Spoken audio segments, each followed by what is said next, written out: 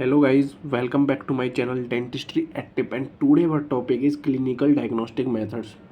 Endodontics के अंदर ये टॉपिक है जिसमें हम पढ़ेंगे कि किस तरह किन किन क्लिनिकल टेस्ट के थ्रू हम एक प्रॉपर पेशेंट की डायग्नोसिस कर सकते हैं। ठीक है, तो सबसे पहले हम बात करेंगे डायग्नोसिस क्या है। Diagnosis is correct determination, discriminative estimation and logical appraisal of conditions found during examination means diagnosis is correct determination। हम किसी चीज़ को जो डिटरमाइन कर रहे हैं वो हम करेक्ट डिटरमाइन कर रहे हैं। Discriminative estimation mean discriminate means हम जो भी हमें डायग्नोसिस के अंदर जो जो चीज़ हमें फाइंड हो रही है उनको हम सेपरेटली एस्टिमेट कर रहे हैं। And logical appraisal of conditions, तो जितनी भी कंडीशंस हैं उनका लॉजिकल एक्सप्लेनेशन जितनी भी एग्जामिनेशन के दौरान पाई गई हैं। तो डायग्नोस्टिक वर्क फ्लो किस तरह वर्क करेगा कि हिस्ट्री टेकिंग, सबसे पहले हमने हिस्ट्री टेकिंग ली, उसमें हमने सारी पेशेंट की chief complaint, history of present illness, medical history, dental history, वो सब आ गई उसमें। क्लिनिकल एग्जामिनेशन, फिर clinical test, radiographs and formulate diagnosis and finalise the management and उसके बाद inform consent, then procedure of treatment started. ठीक है, उसके बाद हिस्ट्री एंड रिकॉर्ड में अगर मैं बात करूं तो हिस्ट्री रिकॉर्ड में केस हिस्ट्री की डेफिनेशन क्या है। Case history is defined as the data concerning an individual, his or her family environment including individual medical history may useful in analysing diagnosis of his or her case. Means कह रहा है कि case history का मतलब होता है कि हम क्या कर रहे हैं, किसी भी पर्सन से, जो भी मतलब पेशेंट है उस इंडिविजुअल से हम डाटा कलेक्ट कर रहे हैं। कौन सा डाटा, जिसके अंदर उसकी फैमिली, उसकी इंडिविजुअल हिस्ट्री, उसकी मेडिकल हिस्ट्री, उसकी इन्वायरमेंटल जो हिस्ट्री है में यूजफुल एनालाइजिंग एंड डायग्नोसिस। ठीक है, नेक्स्ट हम बात करते हैं सिम्टम्स की, क्योंकि जब भी हम पेशेंट पर डायग्नोसिस बनाएंगे तो उसमें सिम्टम्स का तो बहुत ही इंपॉर्टेंट रोल है। सिम्टम्स के बेस पे ही डायग्नोसिस बनेगी। Symptoms are the unit of information and symptom की डेफिनेशन ये भी है कि it is the sign of departure from normal state. Normal state से डिपार्चर हो गया, दैट इज सिम्टम। कोई भी सिम्टम है तो नॉर्मल स्टेट से डिपार्चर होगा। अब दो टाइप के सिम्टम है, subjective symptoms and objective symptoms. तो हम आज बात करने वाले हैं सब्जेक्टिव सिम्टम्स के बारे में। सब्जेक्टिव सिम्टम्स वो हैं जो कि इंडिविजुअल मतलब जो पेशेंट है उसने बताए हैं।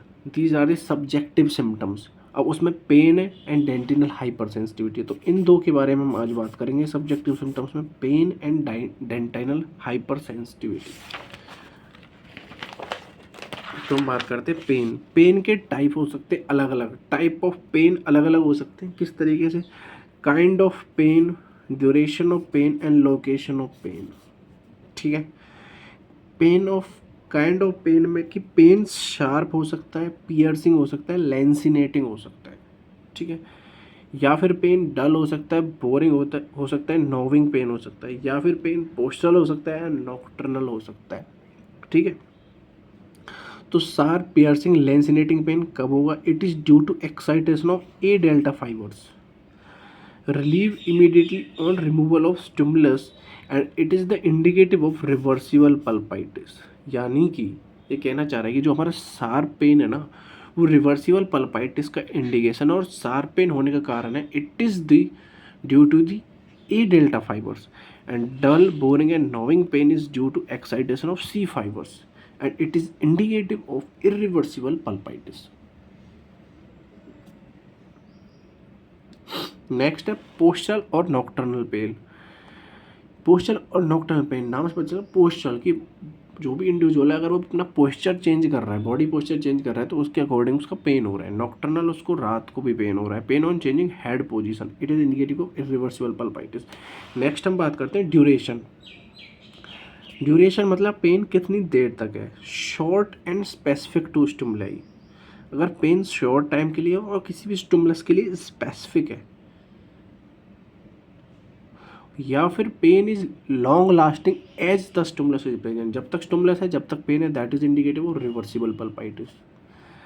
ठीक है, रिवर्सिबल पल्पाइटिस का मतलब क्या? पल्पाइटिस मीन्स पल्प का इन्फ्लेमेशन, रिवर्सिबल मीन्स रिवर्सिबल की वो दोबारा से पल्प में इन्फ्लामेशन है तो वो पल्प का इन्फ्लामेशन नॉर्मल स्टेट में आ सकता है अगर हम स्टिमुलस और इरिटेंट को रिमूव कर दें, दैट इज रिवर्सिबल पल्पाइटिस। अगर पेन परसिस्टेंट एंड लिंगरिंग है, यानी pain lasting for minute to hour after removal of stimulus, that is indicative of irreversible pulpitis. या फिर पेन स्पॉन्टेनियस, यानी pain occur without cause, spontaneous pain, that is indicative also irreversible pulpitis. Next हम बात करते हैं location of pain. Pain की location, pain दो तरीके से होती है, या तो पेन लोकलाइज्ड है, यानी पर्सन के अंदर जैसे पेन हो रहा है तो या तो वो पेन को लोकलाइज कर सकता है या फिर वो नहीं कर सकता। नहीं कर सकता मीन्स वो पेन डिफ्यूज पेन है, कर सकता है तो मतलब वो लोकलाइज्ड पेन है। पेन जब भी लोकलाइज हो सकता है जब वो शार्प होगा, when it is sharp, piercing lens and it responds to cold. Diffuse pain respond to heat, and cause of diffuse pain is because of proprioceptive fibers not located in pulp.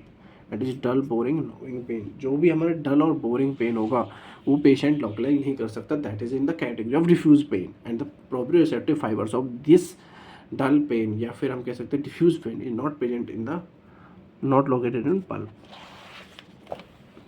अब हम आते हैं कि भाई next डेंटिनल hyper sensitivity, क्योंकि हमने पढ़ लिया पेन के बारे में, अब पढ़ेंगे हम डेंटिनल हाइपर सेंसिटिविटी के बारे में। ठीक है, dentinal hypersensitive according to Holland et al it is characterized by short sharp pain arise from exposed dentine due to stimulus. Dentinal hypersensitivity का मतलब है कि डेंटाइनल हाइपर सेंसिटिविटी, यानी डेंटिन जो है वो hypersensitive mean hyper response दे रही है अगेंस्ट द स्टिमुलस। क्यों? क्योंकि डेंटिन के अंदर होते हैं डेंटाइनल टिब्यूल्स। अब डेंटाइनल टिब्यूल्स किसी भी कारण से एक्सपोज हो गए तो फ्लूइड मूवमेंट की वजह से पेन होगा। अब पेन फाइबर्स के थ्रू परसेप्ट होगा, तो this is because it is characterise by short sharp pain arise from expose dentine due to stimulus. अब स्टिमुलस बहुत सारे हो सकते हैं, उनके बारे में हम बात करेंगे। पहले यहाँ भी बात कर लेते हैं, tactile stimulus, osmotic, thermal, evaporative. ठीक है, अब एक थ्योरी है Brannstrom hydrodynamic theory for dentinal hypersensitivity. वो क्या कहती है? कहते हैं कि अगर जैसे स्टिमुलस मिलेगा ना, स्टिमुलस मिलने से फ्लूइड फ्लो करेगा एक्सपोज डेंटिनल ट्यूबल में, और जैसे फ्लूइड फ्लो करेगा तो ए डेल्टा फाइबर स्टिमुलेट करेंगे। ए डेल्टा फाइबर स्टिमुलेट होते ही हमें पेन फील होगा। क्लिनिकल फीचर क्या है? Pain is most common feature of dental hypersensitivity. Pain is most common features. अब पेन दो टाइप का हो सकता है, माइल्ड टू सीवियर पेन हो सकता है इसके केस में, या फिर रैपिड शार्प शॉर्ट पेन हो सकता है। ठीक है, नेक्स्ट हम बात करते हैं कि एक्सटर्नल स्टिमुलस कौन कौन से हैं इसके केस में। एक्सटर्नल स्टिमुलाई जैसे कि थर्मल स्टिमुलाई हो गया, osmotic stimuli, osmotic sweet food हमने दिखाया, थर्मल में कोल्ड या hot. Acidic stimuli, citrus fruit, medicine. Mechanical stimuli, toothbrush, dental instrument. Most commonly जो इन्वॉल्व टीथ है ना डेंटल हाइपर सेंसिटिविटी के अंदर, वो है buccal surface of premolar and labial surface of incisors. ठीक है, ये इंपॉर्टेंट है। अब इसके केस में एटियोलॉजिकल फैक्टर्स क्या क्या हो सकते हैं डेंटल हाइपर सेंसिटिव? बहुत सारे एटियोलॉजिकल फैक्टर्स हैं, जैसे कि loss of enamel, attrition, abrasion, erosion, abfraction, recession, tooth malposition, fenestration, periodontal disease, periodontal surgery, patient habit. जैसे कि लॉस ऑफ इनेमल, क्योंकि देखो इनेमल लॉस हो तो अंदर डेंटिन है, डेंटिन पे डेंटिन इनेमल के बाद डेंटिन आएगा तो डेंटिनल ट्यूबल एक्सपोज होने के चांसेस ज़्यादा होंगे, और डेंटिन एक्सपोज होने के चांसेस ज़्यादा होंगे तो फिर ये पेन तो क्रिएट होगा। ठीक है, एट्रीजन क्या होगा कि हमारे जो भी टूथ हैं, हमारे टूथ के जो इंसाइजल सरफेस है एंटीरियर्स में और अपोस्टीरियर्स में बात करूँ तो ऑक्लूजल जो सरफेस है वहाँ से क्या होगा, इनेमल रिमूव हो जाता है। एट्रीजन होता है due to colliding of teeth to teeth, यानी हमारे ऑक्लूजन को आपस में कोलाइड होने की वजह से क्या होता है, इनेमल की लेयर रिमूव हो जाती है, दैट इज एट्रीजन। ठीक है, अगर मैं बात करूँ एब्रेजन की, एब्रेजन का मतलब है कि हमारा जो टूथ है वो किसी और मटेरियल के साथ कोलाइड करने की वजह से बार बार हम उस चीज कोई किसी और मटेरियल की वजह से टूथ पर रगड़ने की वजह से उसको क्या हो गया, टूथ के एनेमल एरोड हो गया, that is abrasion. Erosion, erosion due to chemical, हम जैसे सॉफ्ट ड्रिंक्स पीते हैं, ठीक है, तो बार बार एसिडिक कॉन्टैक्ट की वजह से क्या होगा, इनेमल रिमूव होगा, that is erosion. Abfraction, abfraction is due to the stress, stress create होगा, कैसे, ऑक्लूजल स्ट्रेस क्रिएट हुआ हमारा कहाँ पे, सर्वाइकल एरिया में, सर्वाइकल एरिया पे स्ट्रेस क्रिएट करने की वजह से जो इनेमल है वो सर्वाइकल एरिया से चिप ऑफ हो जाएगा, दैट इज एफ्रेक्शन। रिसेशन में क्या होगा, हमारी जो जिंजाइवा वो रिसीड कर जाएगी, it is due to may be mechanical stimulus. ठीक है, and tooth malposition, it is a different position of tooth. Fenestration, fenestration का मतलब है, दो वर्ड होते हैं, फेनेस्ट्रेशन, डिहाइसेंस। फेनेस्ट्रेशन का मतलब है कि जो हमारी बोन है, टूथ को हमें, टूथ है, टूथ को सॉकेट में बोन कवर करती है, ठीक है, जो इसकी सराउंडिंग बोन है टूथ की, वो क्या है फेनेस्ट्रेशन के केस में तो सिर्फ और सिर्फ मार्जिन पे रहती है, नीचे नहीं रहेगी, नीचे से क्या हो जाएगी, बोन का रिजॉर्प्शन हो गया। लेकिन डिहाइसेंस में क्या होगा, पूरे पे ही नहीं रहेगी बोन, यहाँ से यहाँ तक बोन ही नहीं है, पूरी रिजॉर्व हो चुकी है, ठीक है, दैट इज इन डिहाइसेंस। फेनेस्ट्रेशन में तो fenestration also aetiological factor of किसका, डेंटल हाइपर सेंसिटिविटी। ट्रीटमेंट की बात करें तो अगर हम इसमें ट्रीटमेंट में क्या करेंगे, डिसेंसिटाइज करेंगे नर्व को। ऑब्वियसली नर्व की वजह से पेन हो रहा है क्योंकि नर्व पेन को कैरी कर रहा है। अगर हम डिसेंसिटाइज कर दें नर्व को तो पेन नहीं होगा। दूसरा, ऑक्लूड कर दे डेंटाइनल टिब्यूल्स को, या फिर हम इसके अंदर अलग अलग मेथड्स देखेंगे। डिसेंसिटाइज कैसे कर सकते हैं, पोटेशियम नाइट्रेट जो होता है ना, वो नर्व को डीपोलराइज कर देता है। And use of 5% potassium nitrate containing toothpaste 4 week के लिए अगर हम प्रिस्क्राइब कर दे पेशेंट को, तो वो क्या हो सकता है, उसमें पेन कम होगा। ऑक्लूड डेंटाइनल टिब्यूल, डेंटाइनल टिब्यूल्स को हमने क्या कर दिया, ब्लॉक कर दिया। किन की हेल्प से, 2% NaF, 0.4% SnF2।